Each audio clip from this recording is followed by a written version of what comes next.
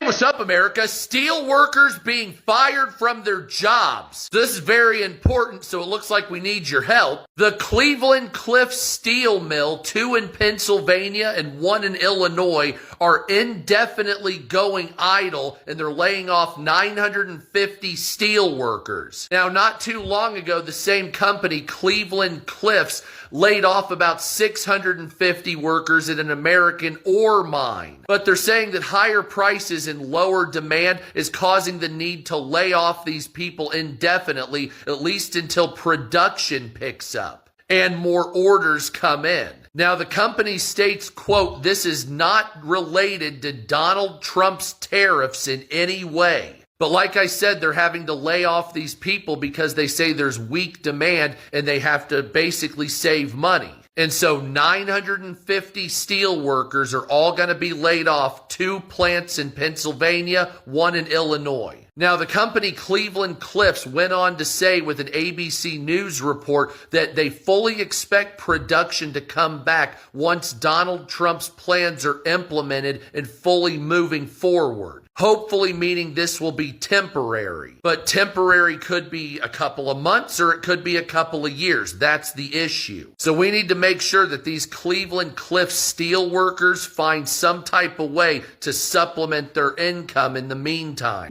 Now is the time to impeach and remove Donald J. Trump from office. This is my 3rd time in a row calling for the impeachment and removal of Donald Trump and for the Democrats to draw up articles of impeachment against this man. On April 28th, the second attempt to draw up articles of impeachment was headed by Representative Sri Tandahar and backed by several other members of the House, but it was shortly after withdrawn because of lack of party leadership support. This had nothing to do with the fact that they didn't have the votes in the House to go forward with articles of impeachment. It's because party support in the Democrats was not there. And this is despite the fact that Donald Trump continues to violate the Constitution every single day he's in office. Just this Friday, Judge Beryl Howell issued a permanent stop to Donald Trump's efforts to target law firms. In the ruling in which she called this executive order a blatant violation of the Constitution and therefore null and void, she also compared the executive order to something straight out of Shakespeare,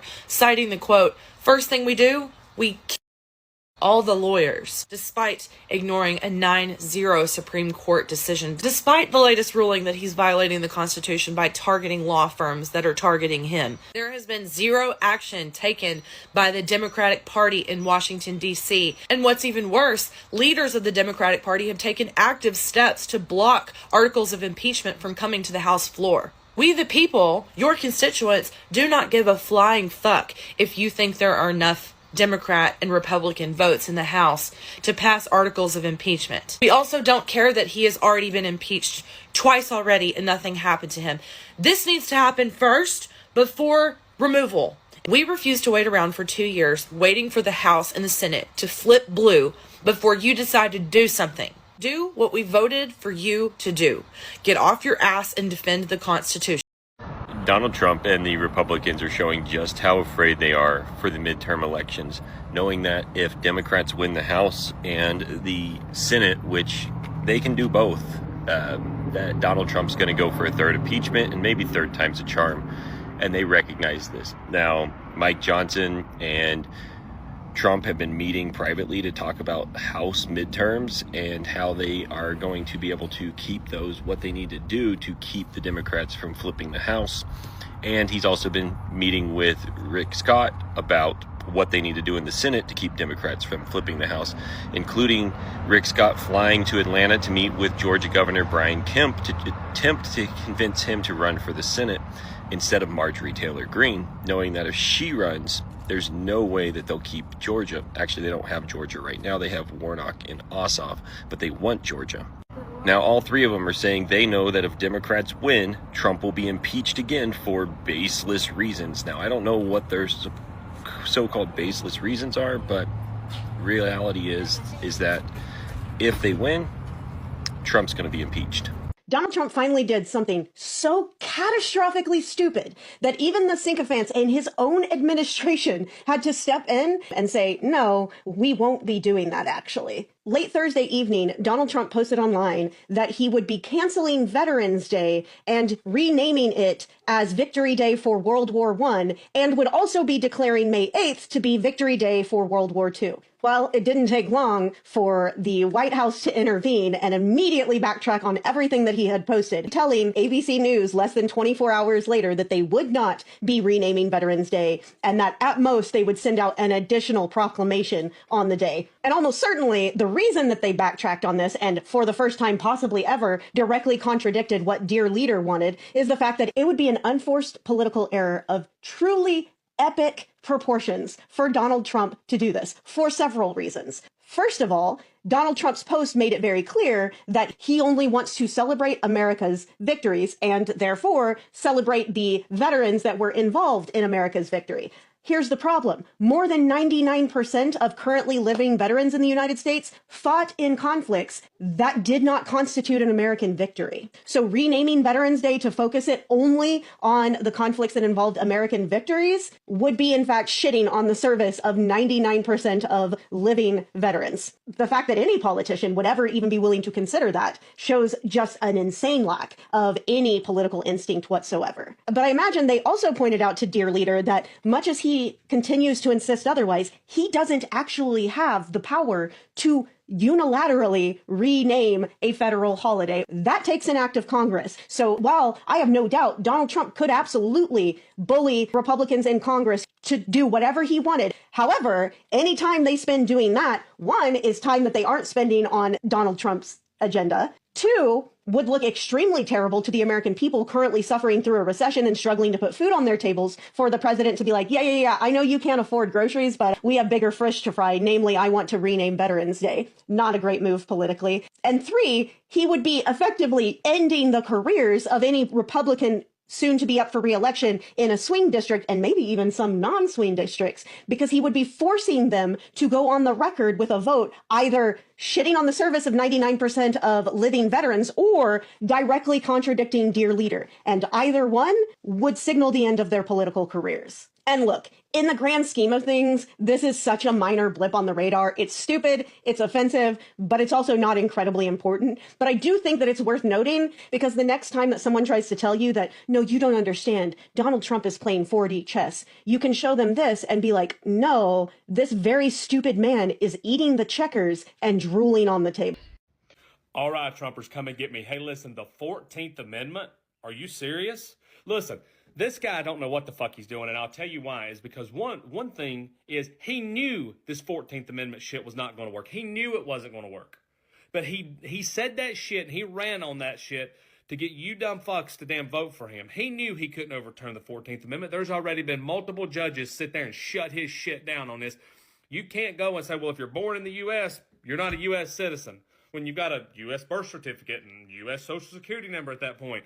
Like, this guy's a fucking idiot. I mean, just a fucking idiot. I'm ranting on his ass today. I'll rake his ass over the coals because you just can't do this shit. You want to talk about God put me here and saved me from my ear, which, by the way, his fucking ear don't have a fucking scar or nothing on that son of a bitch. Looks a little shady to me. That God put me here to continue to make this country great, but then we're going to fuck over families and little kids? No, this is a sorry son of a bitch is what this is. It ain't about the American jobs. I really have to know, Maga, is this what you voted for? A woman in Florida was deported to Cuba and was forced to leave her baby daughter. Heidi Sanchez showed up at her scheduled immigration and customs enforcement check-in appointment. What I keep hearing is you want people to do things legally. Like, she's literally following the process. She has no criminal record. Her husband is a U.S. citizen. Her husband was not allowed to enter the room where she was being interviewed. When she was told she was being deported, she was denied the chance to see her husband or hand over their daughter to him. Like, when you were thinking about deportations, is this what you had in mind? I totally understand wanting to get rid of hardened criminals, but have we already run out of them? And do you not believe that this woman deserves a pathway to citizenship with a husband and a daughter who are both U.S. citizens? And she has committed no crime, and she shows up at her immigration hearings. I'm truly just trying to understand the logic of this administration and those that are supporting this. Donald Trump to cut funding from NPR and PBS. President Donald Trump has issued an executive order cutting off federal funding from NPR and PBS, two publicly funded media outlets long accused by critics of political bias. Why should our taxpayer money fund organizations that are supposed to promote the news, however they don't? The order instructs the Corporation for Public Broadcasting, CPB, and all relevant federal agencies to stop channeling taxpayer dollars to these organizations. Trump's directive argues that no media outlet is constitutionally entitled to government subsidies, and he's absolutely correct, especially if they fail to provide fair, balanced, and non-partisan news to the American people. Why is this such a wild thing to say? The executive order cites the CBP's legal obligation to remain politically neutral, noting that its charter explicitly prohibits support for any political party. According to Trump, CPB violates that mandate by continuing to fund NPR and PBS, which he claims do not offer objective reporting. The order emphasizes that the issue isn't which views these outlets promote, but the fact that they allegedly lack fairness and impartiality, something that taxpayers should be able to expect from any organization receiving public funding. Yeah. According to the AP News, Associated Press, NPR and PBS together receive about $500 million annually through CPB. Reports also say that both organizations have been preparing for potential budget cuts since Trump first took office. This move marks a major shift in how the federal government treats publicly funded media and is sure to fuel ongoing debates over media bias, taxpayer responsibility, and the future of public broadcasting in the United States. Donald Trump is going to have a traumatic Sunday because Governor Mills of Maine is rubbing it in his face that she beat him in court. She's not just announcing it. She's making the Sunday rounds to let everybody know she took him down. Take a listen to this. A few months ago, I stood in the White House, and when confronted by the President of the United States, I told him I'd see him in court. Well, I did see him in court, and we won. You can hear the smile in her voice. You can hear the pride that she knows she took down Trump, and she is going to rub it in his face all day and let every American know this guy is nothing but a bully.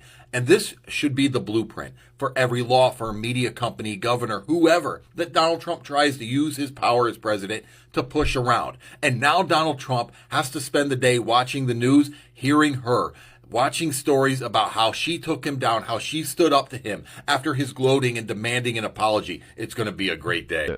Protests are not going away, Donald. The protests are not going away, Elon. That was a protest in front of a Tesla store in Boston. Shout out to the peaceful protesters there. You saw a saluting Elon joining the Tesla takedown protesters there. Thank you to Dissent Pins for posting that.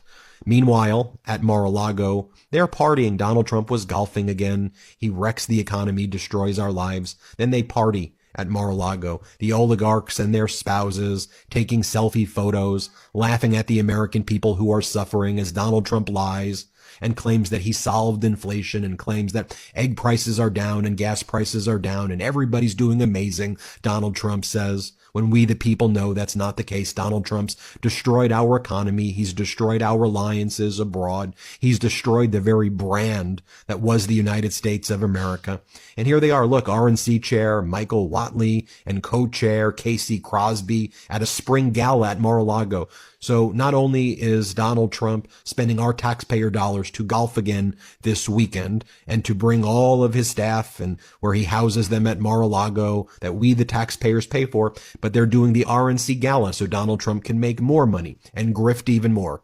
I previously reported this, but it bears mentioning again that Donald Trump and his regime are now preparing a military parade in June on his birthday. 7,000 troops, tanks, parachute jumps, 50 helicopters, airplanes. It'll cost around $100 million at least so Donald Trump can look like North Korea's Kim Jong-un in a military parade in Washington, D.C. It is so utterly embarrassing right now. Let me remind you of 5 things alone that Donald Trump did this week. 1, he blamed Biden for the stock market tanking. 2, he called for criminal investigations of pollsters over his low approval ratings. 3, he claimed gas prices are under $2 a gallon. 4, he was a no-show at the White House on Friday and ran cartoons of himself instead of the press briefing that he said that was going to take place. And then he went golfing.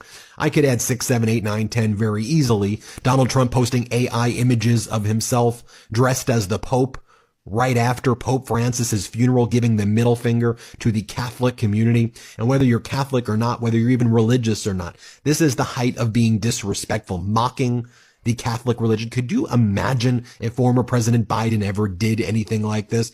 The New York State Catholic Conference put out a statement just before. They said, there was nothing clever or funny about this image, Mr. President. We just buried our beloved Pope Francis, and the cardinals are about to enter a solemn conclave to elect a new successor of St. Peter. Do not mock us, Donald. A powerful statement from the Catholic Conference of New York. And I've been seeing a lot of other statements like that from the Catholic community and others who aren't even religious or Catholic. We reported on this before, but again, I want to reiterate it here.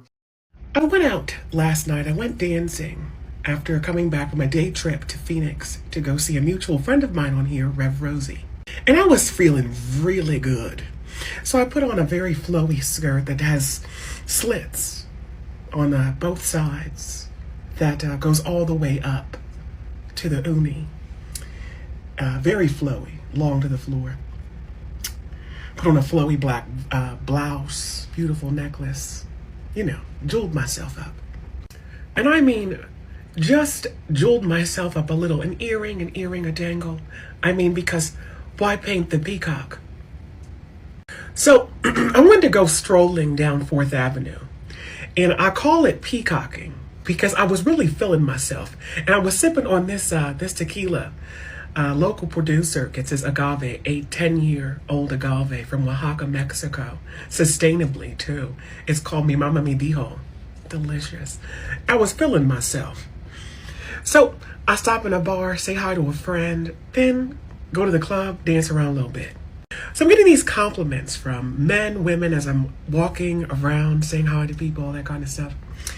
And when I get to this intersection, about to cross the street on my way to the club, a black man approaches me, and I hear him as he walks past go, God damn, ain't no way. He says, excuse me, what's your name? And I said, my name is Indigo. He said, you're beautiful. Let me ask you something. Are you trans? He said, because ain't no way. I said, yeah. He said, thank you. And at the time, I knew that could have been a dangerous situation. I'm going to leave that in. It could have been a dangerous situation. And I didn't see it that way because I'm not ashamed about it. If you're going to take me, then take me. You hear me? And you're going to take me for living in my truth, not because you live in a lie. You understand? So I get in the club, see some friends, get a cocktail. I buy this gentleman he's visiting from Iowa. We talk for a little bit. He's from shit. Having a great time. He gives me a big old snooze. He said, you're gorgeous. I said, you're gorgeous. Get to dancing. I feel this right eye on the back of my shoulder. Then I feel a tap on my left. 2 white boys. Handsome. One of them go, excuse me, ma'am, my friend thinks you're so pretty. He thinks you're so gorgeous. And he just wanted to tell you that. And this other white guy's all blushed and flustered like, hi. I said, your friend's handsome too. I said, you're very handsome. It's nice to meet you. Have a great night. And I went on dancing by myself around my merry little way. Now, a few months ago, I was confronted by 2 white Christian nationalists in the parking lot of a bar. And I'm resolute in my shit. One thing I'm not going to do, and one thing, especially now, even more importantly, I'm not going to do, I'm not going to be ashamed about who and what I am. And I damn sure am not going to lower my head to nobody, because I don't have to. Because that will make you clockable, hun.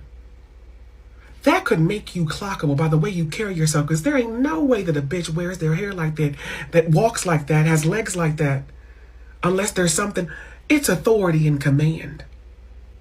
And that's the most feminine thing, the most powerful thing that holds this together in the universe. And Donald Trump cannot de-legislate, legislate. He can't abuse the rule of law to remove DEI. He can't remove the diversity of the way that the soul communicates with other people. He can't stop our expression. He can't stop the feminine. You can't take the feminine. Now, Mr. Trump, Mr. President, you may be able to call me a man. You may be able to call me a shim. But one thing you can't call me is a felon, a rapist, a fraud, and a monster. Signed, a black trans woman. Go on, Grace. That's the post. You won't believe what China just did to President Trump. Let's get into it. China isn't out of hot waters by any means, but China being China, they never play by anyone's rules. Okay, China has just stepped up their game with a brand new slogan. China is now offering easier access into their country. They are saying, we welcome more foreign friends to visit China and enjoy their stay. The upgraded tax refund policy will make shopping in China more enjoyable.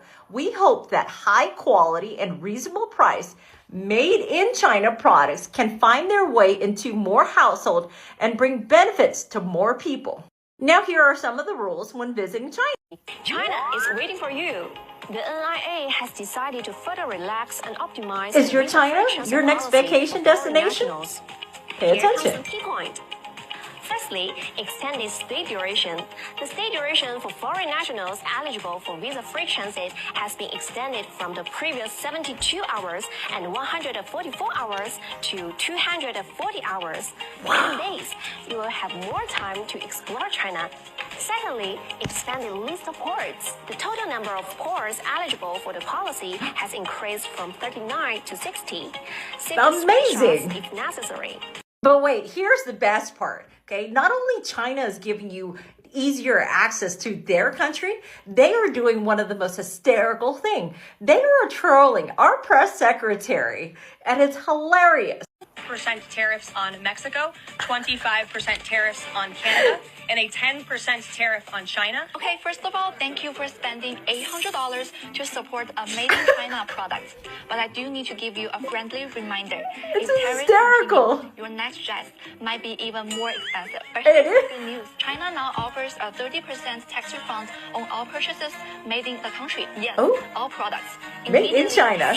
And the U.S. citizens Let's not now forget can enter the China $1,500 plane ticket to get there, round trip. 40 hours. No applications, no waiting, just come. A shirt that costs you $40 in the U.S. may only cost you $8 in China. Same stitching, same fabric, better price. So we sincerely invite you to come and shop in China. Last but not least, their new slogan, guess what it is? You guys want to guess? Their new slogan is Make China Great Again. It's hysterical. A big election victory for the Labour Party in Australia, which is... Now, I want to touch real quick on the UPS thing, because I'm still digging into that. So let me do my research before I make a video specifically dedicated to that. But I want to talk about what I understand of it so far. My understanding is that UPS announced these layoffs last year, and it had something to do with Amazon not paying them enough for their packages. Jeff Bezos not paying enough? Say it ain't so. Now, we could easily point to this and say this is a supply chain issue and that's why UPS is laying off a lot of people. But one thing I strive to do on this channel, my friends, is blame Donald Trump for the shit Donald Trump is actually doing. And I try to stay away from blaming Donald Trump for shit that might not necessarily be his fault. Now, if it's a supply chain issue, this is 100% Donald Trump's fault. But I want to research the UPS thing more before I make a video dedicated to it where I can say, yep, here's how Donald Trump fucking did this. That's important to me. But I think you could say that even if they had planned these layoffs a year ago, and now they're just now getting around to them, and it's because Jeff Bezos refuses to pay UPS enough money for it to be sustainable for UPS. That may be possible, but I would imagine that the volume, the volume of Amazon packages has dropped off due to the supply chain issue, the tariffs, all these things working together. So I want to research that some more before I really dig into that one. But this is all bad, my friends. This is all fucking bad what is going on, and we are headed towards an actual Donald Trump recession, and I back that up with actual facts too. This isn't emotional on this channel, even though I get a little bit worked up. You know how all these people have been telling us for 4 years that Donald Trump, Joe Biden, I will never mix up their names again. I'm sorry, my friends. I didn't mean to do that. But Joe Biden absolutely destroyed the economy, they said. Joe Biden did this, Joe Biden did that. Everything's Joe Biden's fucking fault. Joe Biden, Hunter Biden's laptop, Hunter Biden's pee-pee pick in a fucking congressional hearing. I don't fucking know with these people, but we are actually in real time headed towards a Donald Trump recession. And the reason I say that is because the GDP has shrank by, I think it was like 0.3%, which seems small, but that's a big number, over the first quarter of the year. We don't officially hit recession until we do it for 2 quarters. So we're halfway there. And if you're from the 80s, you can go ahead and finish the lyrics on that one, okay? Because that's where we're at in this fucking country. But you have to think, is anything going to get better over the next quarter that's going to prevent the GDP from shrinking again for the second consecutive quarter? And the answer to that is, as long as Donald Trump is in power in this country, that is not going to get any better. And it's not going to get any better because even if Donald Trump, look, he's already done the fucking damage. So even if Donald Trump comes out, apologizes, says, I'm done with the tariffs, I was fucking up, he's already done the damage on the world stage. Other countries have already established other trade partners to where they basically don't fucking need us anymore.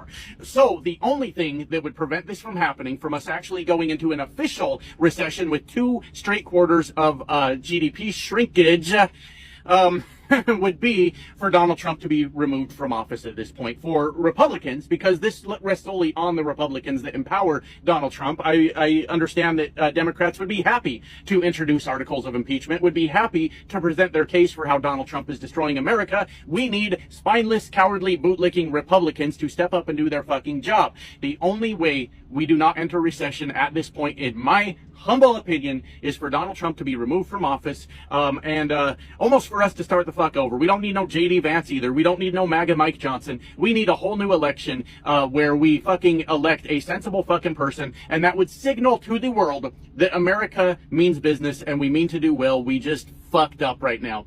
But with all that said, none of that probably is going to happen. Donald Trump is going to keep doing his bullshit. And 3 months from now, we will be able to, and I don't mean be able in a good way, but we will be able to officially say America is in a recession. And because on this channel we don't operate on emotions, we operate on what's actually going on out there, we will solely be able to point to Donald Trump as the sole reason for the recession through his pointless fucking trade wars, through his mass deportation program that has gotten rid of a huge part of our labor force that helps us in a lot of ways in this country. Donald Trump 100% causes this recession, and it falls on his shoulders in the event that it happens. Anyways, with all that said, I do still have a job for now, so I need to get back to work. I love you guys. Bye now. We didn't see her much on the campaign trail, and we've barely seen her at all now that Donald Trump is, unfortunately, president. And of course, I'm talking about his wife, Melania, who's barely come up at all during this presidency until Donald Trump brought her up in what was an incredibly strange meltdown of a speech at the University of Alabama when Donald Trump brought up Melania against her wishes, explicitly talking about how angry and humiliated she would be for Donald Trump to say what he said, something that was barely covered by the media, and he is only bringing up because of some recent legal woes that we are going to get into. But before we do, if I could quickly ask you to leave a like on this video, and if you haven't already and you enjoy our channel, to hit that subscribe button. It goes a long way, and it really does mean a lot to me. Now, there is a reason that Donald Trump brought up a topic that Melania has clearly begged him not to. And for an explanation of what that is, we have to start with Donald Trump's interaction with Maine Governor Janet Mills from just 2 months ago. The NCAA has complied immediately, by the way. That's good. But I understand Maine. Is Maine here, the governor of Maine? Well, are you not going to comply with it? I'm complying with state and federal laws. We are the federal law. Well, you better do it. You better do it because you're not going to get any federal funding at all if you don't. And by the way, your population, even though it's somewhat liberal, although I did very well there, Your population doesn't want men playing in women's sports, so you better comply, because otherwise you're not getting any federal funding. Every state, good. I'll see you in court. I look forward to that. That should be a real easy one. And enjoy your life after governor, because I don't think you'll be in elected politics. Every state. So Donald Trump was attacking Governor Janet Mills because she was planning to follow the state and federal law and protect trans athletes in schools. That's the law in Maine. She was going to follow it. And of course, Donald Trump's threats was that he was going to completely defund schools in Maine. He was going to ruin the career of Janet Mills. He was going to take her to court. He said that, oh, you'll never seek elected office again. You're going to lose that battle so badly. And is that what you think happened? No, because Donald Trump has been suffering loss after loss after loss in court. And so today, Janet Mills had some pretty great news that she shared right here. A few months ago, I stood in the White House, and when confronted by the President of the United States, I told him I'd see him in court. Well, I did see him in court, and we won. So Janet Mills has come out on top, as really everyone who's bringing legal challenges against Donald Trump is recently. It's the reason we've seen him lean on intimidation so much, because he knows he's becoming less and less powerful and more unpopular by the day. It's the reason since day one of this administration, I've been calling for big institutions to not bend the knee to Trump. We've seen that from universities. We've seen it from corporate media. We've seen it from Wall Street. And when does it ever work out for them? You have to stand up to Trump. Mark Carney talked about this and is a great example. Does he call him the governor of Canada? No. Janet Mills is a great example. She just won her lawsuit. CBS is the perfect example of what you shouldn't do. They bent the knee, they caved, they settled $10 million for Trump so he would stop attacking 60 Minutes, and he still says that he's going to pull it off the air. You always have to fight back against Trump. And before we get into what he said after this spurred on his angry rant, I want to learn a little bit more about how Janet Mills won this lawsuit.